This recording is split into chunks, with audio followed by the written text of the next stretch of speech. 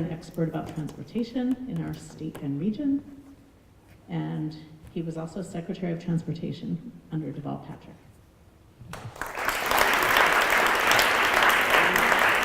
Thank you for having me. I guess the last speaker should be the shortest or briefest speaker.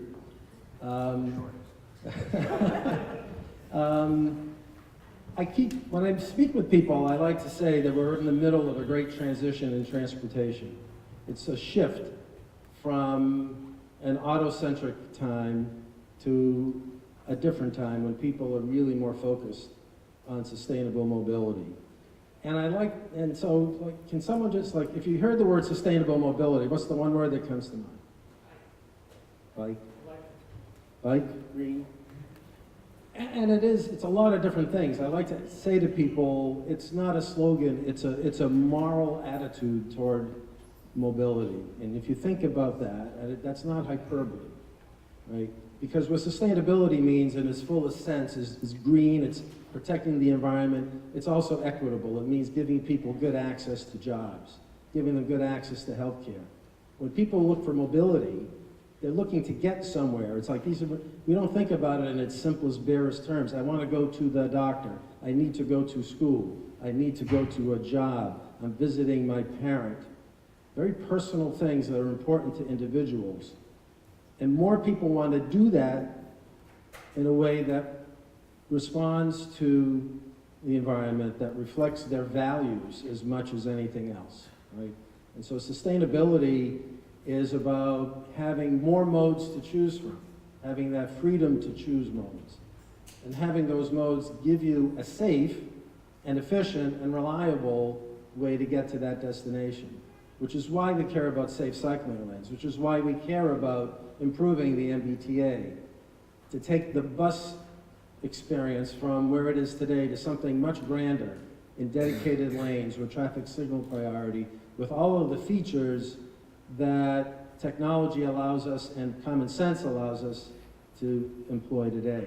And so what you all are doing through this initiative, it seems to me, is you're making this moral choice a part of your thinking about your personal mobility every time you log in, every time you think about what you're doing. And if that gets transferred to others, that's a good thing, because at the end of the day, we all have these shared values, and we need to find a way to express them and to motivate other people to do the same thing. I think I'm a board member of a group called Transit Matters. You may read sometimes about us. It's a sort of, I'm the token baby boomer on the board. It's a really exciting place for me to be. A lot of people who are committed to using technology and technical expertise to provide the T with answers to questions that can lead to solutions. And right now we're advocating for a couple of things, and I want to make a pitch because it fits into what I sense is the values and the views of this group.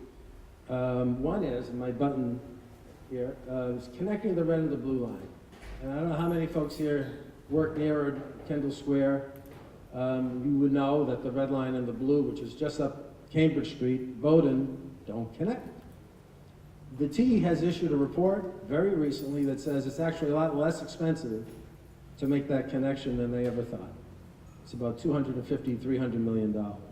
It will disrupt Cambridge Street in Boston during construction. Construction disrupts. But it will provide the single mother in East Boston who's got a sick child with a ride to Mass General, where today she's got to get off at Bowdoin if it's raining with the sick child and walk down Cambridge Street. That's inequitable transportation. It would provide whoever in the room is in Kendall and wants to go on a flight tonight to Emirates to sell your stuff, you could take your light baggage and get on at Kendall and go seamlessly to Logan instead of having to take Uber to congest streets in East Boston, right? Simple things like asking the T, insisting that the T fund the connection to the red to blue is a massive way to support sustainable mobility. And the last thing I want to mention is regional rail. Regional rail is a vision of a new way to provide people with inner city service. We say we care about getting, people are being displaced from the inner core because of housing costs. We're not even doing a good job tracking where they're going, right? But inner city rail could become the lifeline for many people to get access to jobs in healthcare and education and whatever they need to get access to. But the inner city rail, what we call commuter rail, needs to run frequently. It needs to run all day, so that the person who's leaving a suburban environment to come to work in town or in Cambridge and is afraid that they're going to get a call at 2 in the afternoon to go home because their elderly parent needs help or their kid's homesick, they can't take commuter rail. They're stuck. So they'll drive unsustainably. We need to give that person the comfort to know every 20 minutes he or she can get to a commuter rail station and get home. That's what sustainability means in the real world and things that we're advocating for today. So I appreciate your attention. I hope you can see my passion. The reason why I was so delighted to be invited to this is that I think I like to be in a room with people who share my values, share my passion, and who I know will leave the room inspired to do more. So thank you very much. So the winner for third place, mid-sized workplace, is the Massachusetts Department of Public Health. Congratulations.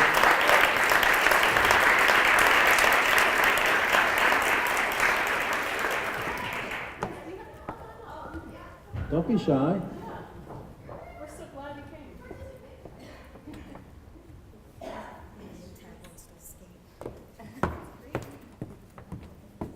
Congratulations.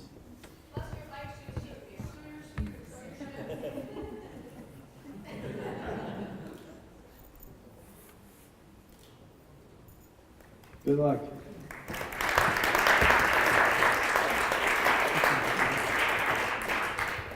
Winner, first place, Green Commutes, mid-sized workplaces, Massachusetts Department of Environmental Protection.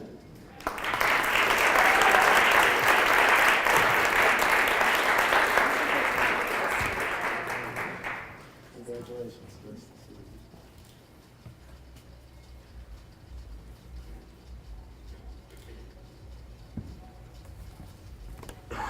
Last but not least on my round, winner for the first place, Green Commutes Education Sector to Boston University.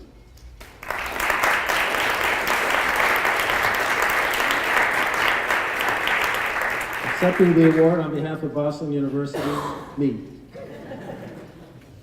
Thank you all. Thank you so much.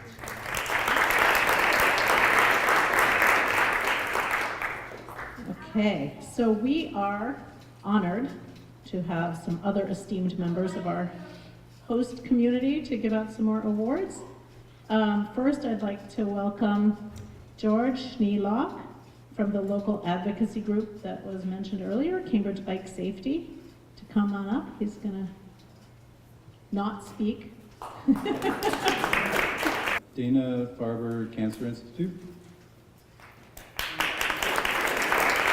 First place winner, Green Commutes, Large Workspaces.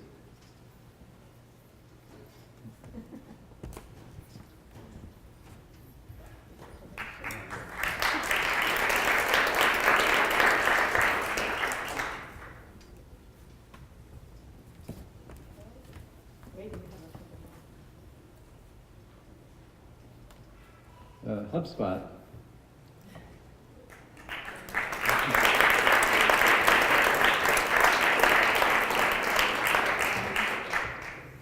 First place for Healthy Switches, Large Workspaces.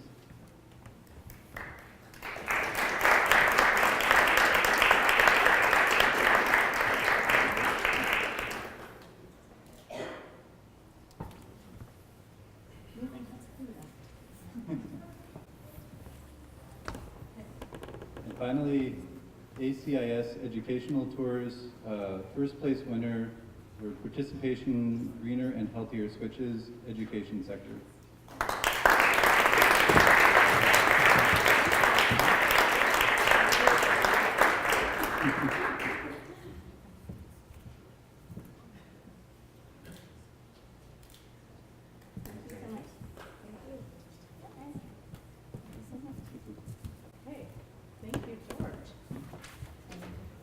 Thank you, George, and thank you, Cambridge Bike Safety. Now I'd like to call up a friend of Green Streets and multimodal commuter, Denise Gilson, Executive Director of the Harvard Square Business Association, to give awards to a few more Cambridge employers.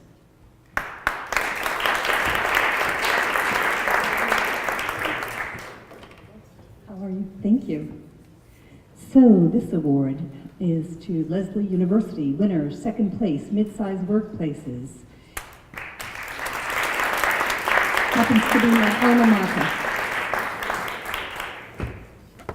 There you go. Congratulations, Lynn.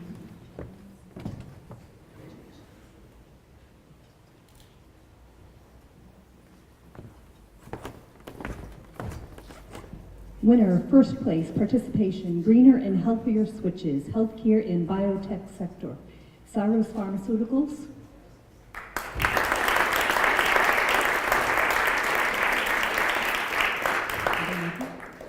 Okay, I guess, Will, maybe you'll take it on their behalf.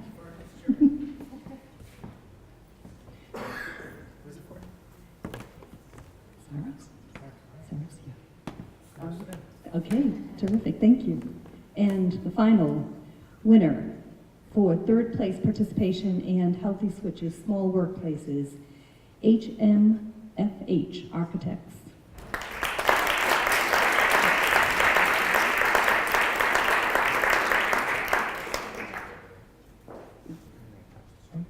There they are.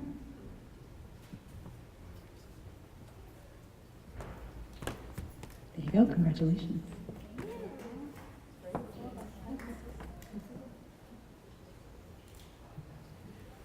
Thank you so much. I have to say, Daryl from Lesley, he's in my mind as we build protected bike lanes. We have a great video of Daryl saying that he would, if there were protected bike lanes, he would bike to Cambridge from Boston. So, but yeah, so he's been in my head for the last few years, and I'm glad to have him here.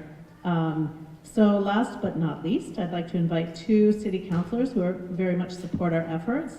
Jan Devereaux, who has even biked our mayor in a work bike, yeah. And Sambal Siddiqui, who has supported Green Street's efforts to bring our program to Cambridge's lower income housing communities. We just got a grant from Cambridge Community Foundation and had a really nice letter of support. So we very much appreciate it.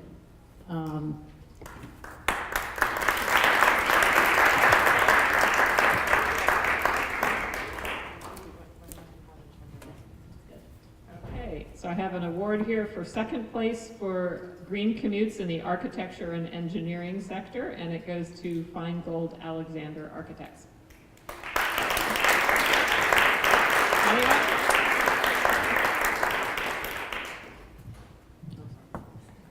I have an award here for third place winner in green switches tech energy sector for Norbella. Oh, no.